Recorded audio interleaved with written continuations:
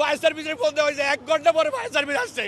আসার পরে তারপরে একটা ইউনিট কাজ করতেছে, তাও ভিতরে যাচ্ছে না, কারণ এতটুকু তাপ এতটুকু ছিল না।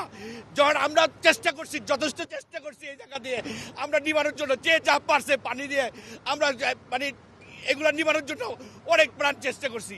এরপরে ফায়ার সার্ভিস একটা আসছে, ওনাদের করি ভাই আপনাদের আর ফায়ার সার্ভিস কোথায়, আপনারা ফোন দেন, তাদেরকে আসতে বলেন, আমাদের টাকা সব চলে যাচ্ছে, আপনারা কেন আসতেছেন না?